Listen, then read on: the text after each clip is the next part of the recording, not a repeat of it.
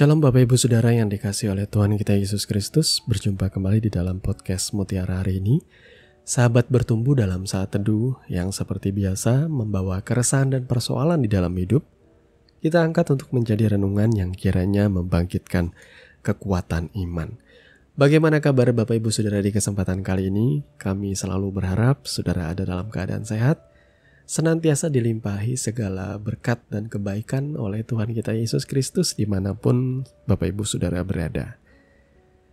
Dalam podcast Mutiara hari ini di kesempatan kali ini kita memasuki episode yang ke-290, di mana saya akan mengajak Bapak Ibu Saudara untuk kita bersama-sama bersaat teduh dengan topik bahasan menarik, yaitu Tuhan, aku sudah punya rencana.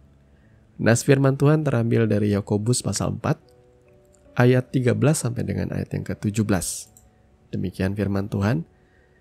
Jadi sekarang, hai kamu yang berkata, hari ini atau besok kami berangkat ke kota Anu, dan di sana kami akan tinggal setahun dan berdagang serta mendapat untung. Sedang kamu tidak tahu apa yang akan terjadi besok. Apakah arti hidupmu? Hidupmu itu sama seperti uap yang sebentar saja kelihatan lalu lenyap. Sebenarnya kamu harus berkata, jika Tuhan menghendakinya, kami akan hidup dan berbuat ini dan itu. Tetapi sekarang kamu memegahkan diri dalam congkakmu, dan semua kemegahan yang demikian adalah salah. Jadi jika seorang tahu bagaimana ia harus berbuat baik, tetapi ia tidak melakukannya, ia berdosa. Amin. Mari kita berdoa. Bapa, di dalam nama Tuhan Yesus, kami mau merenungkan firman Tuhan yang sudah kami baca. Tuhan, kami mohon hikmat dan pimpinan-Mu. Kami berdoa Roh Kudus pimpin kami, sertai kami agar kami mengerti apa yang menjadi kebenaran firman-Mu bagi setiap kami. Di dalam nama Tuhan Yesus kami berdoa. Amin. Bapak Ibu Saudara yang dikasihi oleh Tuhan kita Yesus Kristus, adalah lumrah ya bagi setiap kita memiliki rencana untuk masa depan kita. Lebih-lebih Bapak Ibu Saudara yang sudah berkeluarga atau berumah tangga, tentu saudara akan mempunyai harapan-harapan di masa yang akan datang untuk menjadi orang-orang yang lebih baik. Usaha dan pekerjaan saudara berhasil, saudara bahkan punya rencana ini itu ke depannya, sebagaimana nas yang kita baca tadi.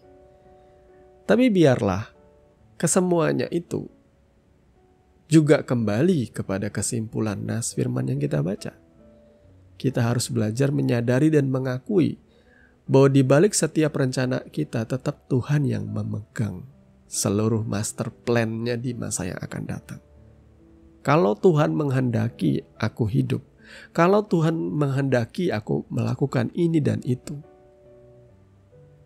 yang harusnya kita lakukan.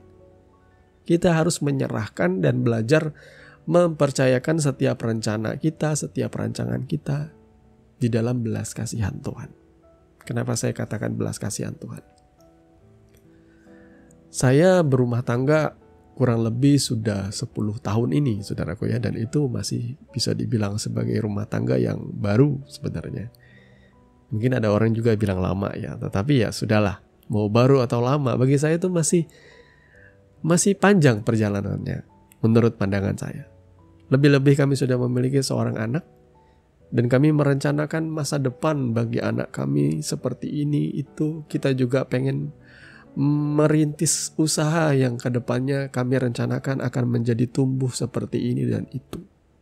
Itu rencana saya, saudara ya. Kalau saya tidak melibatkan Tuhan, atau kalau saya tidak bersandar kepada Tuhan, kira-kira apakah rencana saya akan jadi, saudaraku? Bisa iya, bisa tidak. Karena tentu banyak orang di luar sana yang tidak mengandalkan Tuhan dan tampaknya mereka berhasil dalam apa yang mereka lakukan. Kita juga tidak bisa menutup mata dengan fakta itu. Tapi bagi setiap kita, orang-orang yang mengasihi Tuhan, goal kita tentu tidak hanya soal kehidupan di dunia ini yang sementara. Tapi juga saya tidak lantas berkata bahwa kita hidup untuk mati. Artinya jangan fokus kita hanya semata surga dan kita mengabaikan tanggung jawab kita di dunia ini. Karena Kristus sendiri mengajarkan kita melalui hamba-hambanya, melalui murid-muridnya, bahwa kalau kita bekerja, kalau kita melayani, kalau kita berkarya dalam apapun profesi kita di dunia ini, termasuk kita berwirausaha atau apapun juga itu sebutannya. Berikan yang terbaik, seperti untuk Tuhan. Kalau saudara memberikan yang terbaik untuk Tuhan, tentu saudara tidak akan setengah-setengah.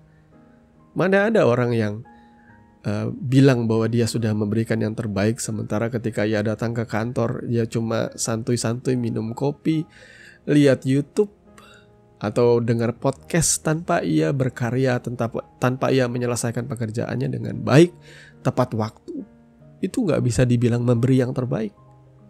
Memberi yang terbaik, tentu masuk kerja tidak terlambat. Bekerja tentu sesuai target. Selesai tepat pada waktunya, tidak molor, tidak ditunda-tunda pekerjaannya. Itulah tanggung jawab kita, saudara ya, yang dikasihi oleh Tuhan kita Yesus Kristus. Oleh sebab itu, saudara yang bekerja di dunia sekuler, katakanlah apapun profesi saudara, berikan yang terbaik seperti untuk Tuhan.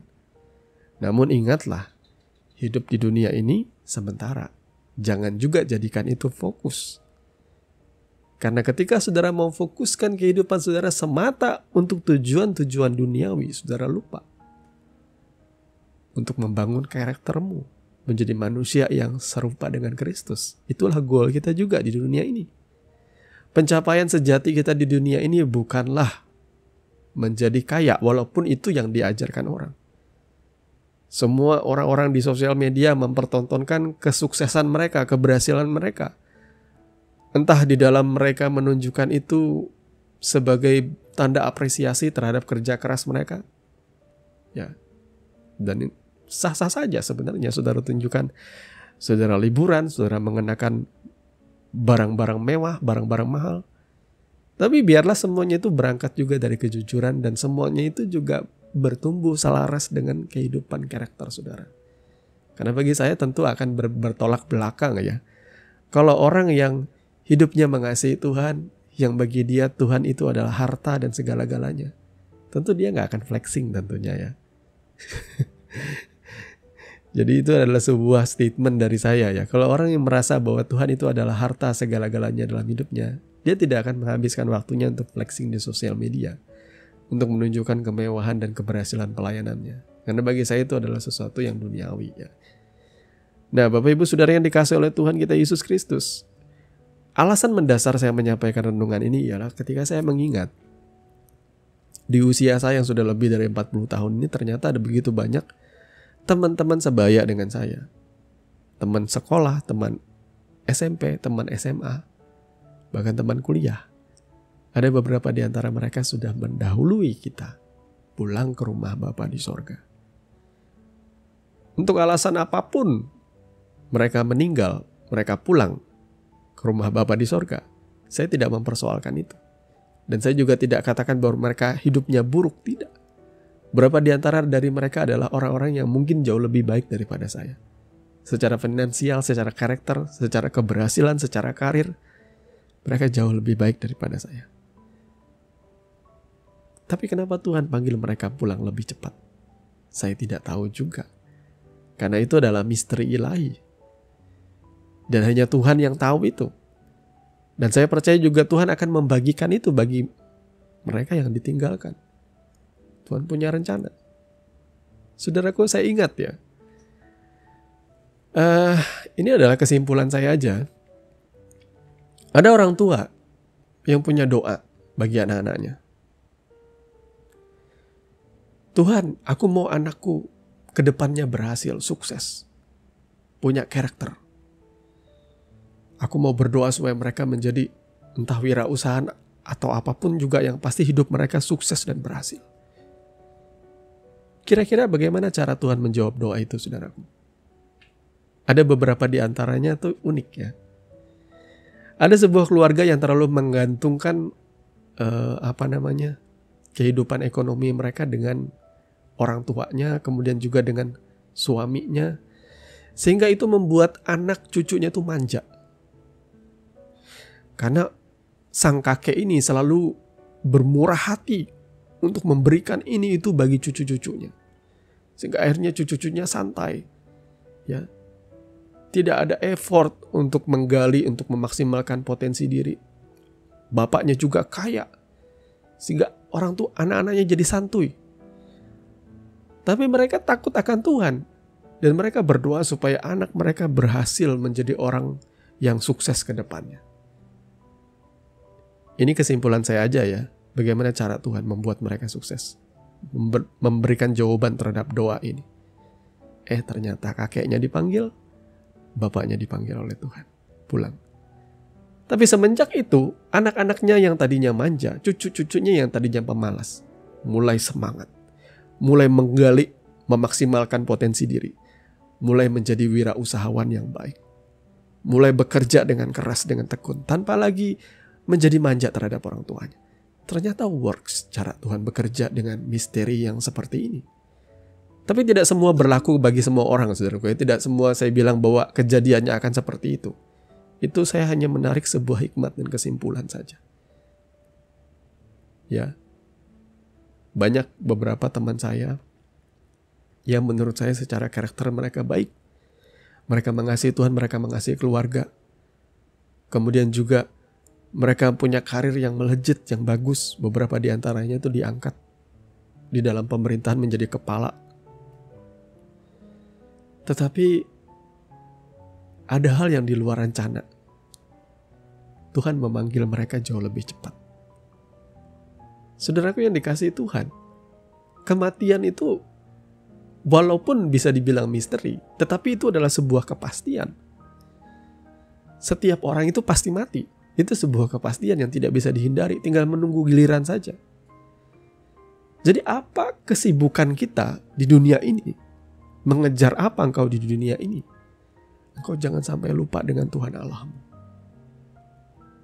Dalam segala perencanaanmu, berserulah kepada Tuhan. Mintalah belas kasihan. Ketika saudara berkata, Tuhan, aku merencanakan ini. Poinnya apa sih yang Tuhan ingin tunjukkan kepada saudara? Kenapa di sini ada teguran dalam congkakmu? Karena orang yang tidak berdoa dan tidak mengandalkan Tuhan, mereka di dalam pandangan mata Tuhan adalah orang-orang yang congkak. Yang berpikir dengan kuat gagahnya mereka bisa berhasil. Lebih-lebih orang yang meninggalkan Tuhan dan berpikir mereka akan berhasil dengan kekuatan dirinya sendiri. Saya tidak ingin mengata-ngatai atau menyumpahi, enggak. Tuhan punya cara untuk mendidik orang dengan caranya. Saya tidak berhak untuk mengadili orang lain. Tapi yang saya tahu, saudara ya, di dalam doa saya selalu meminta belas kasihan Tuhan. Saya melihat teman-teman saya yang banyak yang sudah meninggal duluan. Beberapa di antaranya lebih muda daripada saya. Itu membuat saya berpikir satu hal, Tuhan, aku punya rencana di masa yang akan datang. Aku berharap di masa yang akan datang, aku bisa melihat anakku sukses, berhasil. Bahkan aku berdoa supaya aku bisa mengantarkan dia ke pelaminan kelak dengan pria yang ia pilih. Dan aku pengen tetap hidup sampai titik itu, Tuhan. Sehingga aku memohon kepada Tuhan, berikan aku umur panjang. Dalam belas kasihan-Mu, Tuhan, aku mohon. Kalau aku boleh diberi kesempatan, berikan aku umur supaya aku bisa melihat anakku berhasil sehingga aku tidak perlu khawatir lagi. Karena saya pribadi adalah anak yang tidak tumbuh dalam kasih orang tua yang lengkap. Aku berdoa supaya anakku menerima itu semua, Tuhan, seumur hidupnya. Sampai ia bisa kuat. Ya, sampai ia bisa kuat, silakan Tuhan boleh panggil aku pulang. Sejujurnya kalau saya pulang hari ini dipanggil Tuhan, ya gak masalah. Saya lebih bersuka cita bisa pulang ke rumah Bapa di surga tanpa harus mengalami yang namanya tua bangka, rentak, sakit-sakitan. Senang. Tetapi mengingat tanggung jawab saya pikir saya masih belum selesai Tuhan hidup di dunia ini. Masih banyak hal yang harus saya benahi. Masih banyak karakter saya harus diubahkan. Jadi Bapak Ibu Saudara yang jahat hari ini, yang tidak dimatikan sama Tuhan, bahasa kasarnya ya, yang masih dibiarkan hidup sama Tuhan, ingatlah, mungkin itu adalah sebuah kesempatan bagimu untuk berbuah. Ya, bertumbuh. Memang Alkitab berkata bahwa umur panjang itu anugerah oleh Tuhan. Tetapi umur panjang anugerah oleh Tuhan itu idealnya ya 70-80 tahun. Lebih daripada itu, ya, kitab pengkhotbah katakan bahwa itu adalah kesia-siaan, penderitaan. Betul? Banyak orang yang sudah di masa tuanya tuh, ya tubuh kita sudah tidak lagi seperti muda. rentan dengan yang namanya sakit penyakit. Kita mengalami, sel-sel tubuh kita mengalami proses penuaan. Dan itu ya tidak mudah, saudara ya. Jadi kita berdoa, setiap kita apapun saudara yang punya rencana di masa yang akan datang, libatkan Tuhan dalam rencanamu. Mohon belas kasihannya, mohon pimpinannya, mohon penyertaannya. Jangan sombong, jangan merasa bahwa kau punya ini, itu, dan lain sebagainya, dan kau mulai mengabaikan Tuhan. Hati-hati. Tetap rendah hatilah di hadapan Tuhan. Berharaplah kepada Tuhan. Berjalanlah bersama Dia. Tuhan Yesus memberkati kebenaran firman-Nya, dan mari kita berdoa. Bapa, di dalam nama Tuhan Yesus, terima kasih karena Engkau memberikan kami hikmat dan pengertian di kesempatan kali ini. Bahwa Engkau memegang masa depan kami. Kami selalu berharap Tuhan, kami diberikan kesempatan untuk melihat kehidupan kami berbuah dan menjadi berkat di masa yang akan datang. Kami juga rindu apapun yang kami kerjakan di dunia ini, baik usaha pekerjaan kami untuk menopang kehidupan kami. Kami berdoa supaya kami juga bisa melihat Tuhan menjadikannya berhasil dan beruntung. Kami berharap kepadamu, bersandar kepadamu dalam segala perencanaan kami Tuhan. Dalam segala kerendahan hati kami memohon belas kasihan. Ampuni dosa pelanggaran kami Tuhan. Suci tahirkan kami oleh kuasa darah-Mu. Biarlah kami selalu dekat dengan Tuhan. Kami dengar-dengaran dengan firman-Mu. Kami berbuah dan bertumbuh dalam kasih. Di dalam nama Tuhan Yesus kami berdoa. Haleluya. Amin. Saudaraku yang dikasihi Tuhan, saudara sudah mendengarkan kebenaran firman yang kiranya boleh menjadi dasar dan kekuatan di dalam setiap kehidupan saudara. Sampai bertemu lagi di podcast Renungan Firman Mutiara hari ini yang berikutnya. Kasih karunia menyertai saudara sekalian. Shalom.